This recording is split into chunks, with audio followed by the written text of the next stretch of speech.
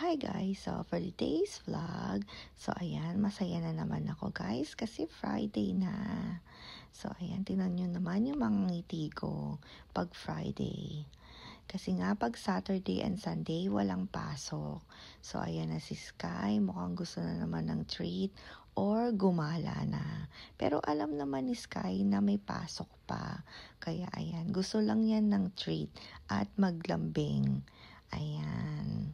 Ganyan siya tuwing umaga. So, nakapagtimpla na ako guys ng kape. So, ayan.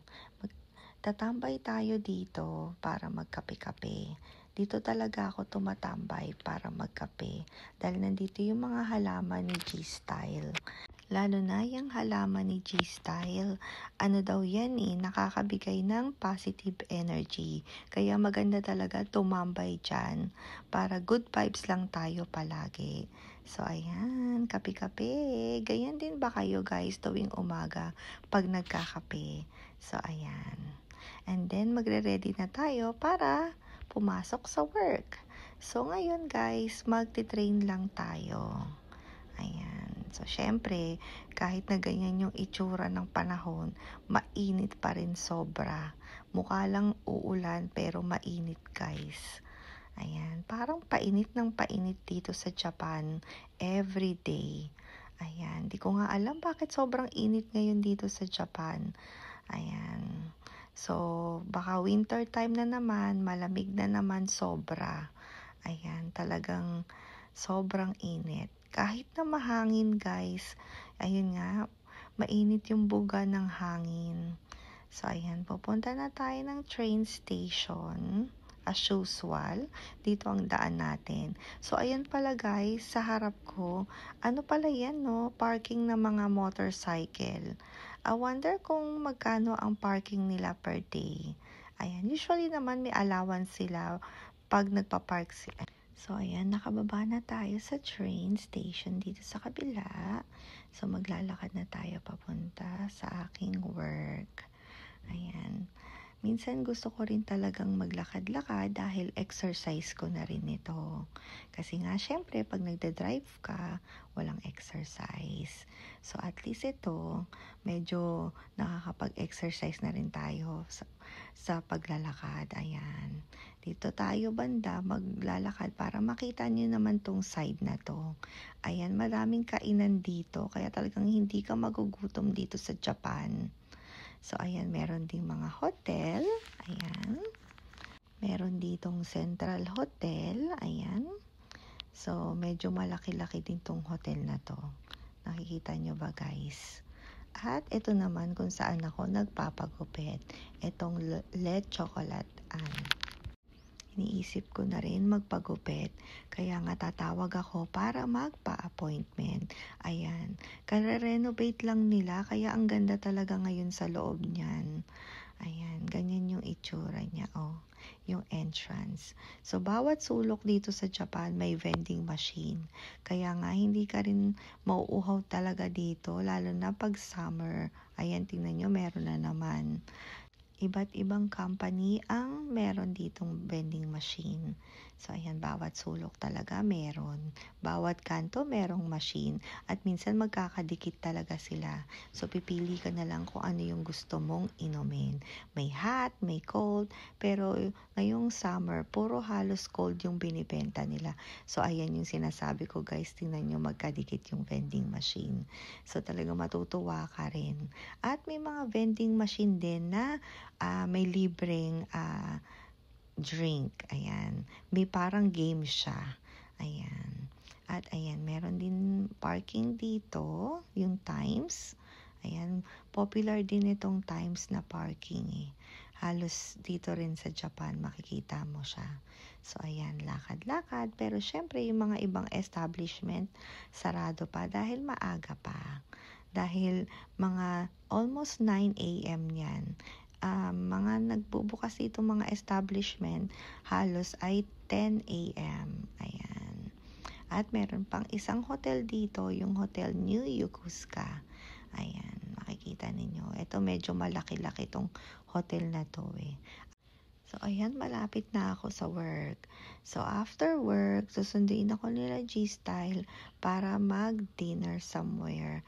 Ayan. So, nakarating na kami dito kung saan nila gustong kumain ni Jiro sa Katsudan. Nakapag-vlog na rin ako. Marami na rin akong vlog dito sa Katsudan. Ayan. So, antayin lang natin si Jiro naglakad from sa bahay. Ayan, mo-order na si G-Style. Ayan. So, tinitignan niya kung anong gusto niyang kainin. And, ayan, habang inaantay namin si Jiro. Ayan, maya-maya nandyan na siya. So, usually, yan, pag nandito ka, bibigyan ka nila ng oolong tea. Ayan, oolong tea. Ayan, nandito na si Jiro. Ayan, galing sa bahay. Naglakad lang siya dahil nga malapit lang ito sa bahay namin. So, maganda nga yung location ng bahay namin dahil nga napapaligiran kami ng mga convenience store. Merong 7-Eleven, Family Mart, at Lawson. Ayan. At marami ring restaurants na malapit sa amin. Katulad nitong Katsudan. So, ayan. Pipili na tayo kung ano yung gusto kong kainin. So, eto parang pare-pareho lang yung itsura niya. Pero kailangan nyo rin basahin dahil nga lalo na itong set menu. Dahil makikita nyo dito ang pagkakaiba nung kasama niya. May pork at saka chicken at saka minsan may kasama din siyang miso soup. Ayan. I think pipili ka rin kung anong klaseng soup yung gusto mong kasama. So, ayan. Pili-pili ako. Pinabasa ko ng time na yan kung ano talaga yung gusto kong kainin. Ayan. I think pinili ko dyan yung chicken. Para maiba naman. At saka may kasama na rin siyang salad pala. Ayan, merong kasamang salad, meron din kasamang rice. Depende na lang kung ano yung gusto nyong kainin. So, tinatanong ko rin si G-Style at si Jiro kung ano yung in-order nila. Kasi nga, hindi ko rin nakita kung ano yung na-order. Ayan, so pili-pili pa ako. Iniisip ko pa kung ano. Ayan, nakapili na ako. So, yung chicken tender cutlet combo meal pala yung napili ko with miso soup. Ayan. So, yan, in-order na natin. And then, ito na yung maghahatid sa inyo ng pagkain nyo. Ayan, yung robot. Ayan, dito na, dumating na. So, ayan na, yung mga in-order naming food. Hindi ko sure kung kanino to, kung sa akin ba o kay G-Style. Ayan, may extra pa si G-Style dyan on the side. So, curry pala yung in-order ni Jiro. Ayan. Sa kanya. Paborito niya yan yung curry. Medyo spicy din ata yan. Mahilig din ba kayo sa spicy, guys? Comment down below. Dahil ako, guys, hindi ako mahilig sa spicy. Mahilig ako sa salty. At ito naman yung sa akin. Ayan, mag-uumpisa na tayong kumain dahil si Jiro at si G-Style nag-umpisa na as usual. Ayan. Sabi ko nga, medyo mainit pa yung soup. So, maya-maya ako kakain. At merong isa doon na parang yun ata yung sauce nung chicken. So, tinanong ko rin yan si G-Style kung ano yan. Ayan, nag-umpisa na silang kumain. Ayan, magbabayad na tayo after namin kumain. So, ayan, 3,790 yen yung kinain namin. So, ayan. And then, yan, may option kung anong gusto niyo, paano nyo babayaran. So, ayan, na si G-Style, inaantay ako sa labas. Ayan, sasakay na tayo. And then, uuwi na tayo. Ayan, nag-drive kami dahil nga, ayan, tinatamad kaming maglakad. Usually naman, pag kakain kami malapit sa amin, nagda-drive kami. Dahil nga rin, sobrang init talaga, guys. Hindi nyo talaga gugustuhin maglakad. So, ayan yung way. At ako, si G-Style, nasa likod naman si Jiro. Ayan, o, diba? Busog na busog kami. Ayan. So, nagkakwentuhan kami ni G-Style niyan. So, yan, uwi na kami. Ayan yung way papunta sa bahay namin. So, ayan, medyo gabi na rin. Ayan. Ayan yung mga establishments na malapit sa amin. Talagang napaka-convenient kung nasaan kami nakatira dahil nga maraming talagang stores na nakapaligid sa amin. Lalo na yung mga restaurant. Ayan yung Pisola, yung Italian restaurant na bagong open. Nakakain na rin tayo dyan. Ayan. Tapos meron ding bilihan ng mga cars. I think brand new cars ito. And then, ayan, nakauwi na kami. May dinaanan din pala kami, guys. Hindi ko lang na rin na vlog. Pero ayan, may binili kami sa grocery.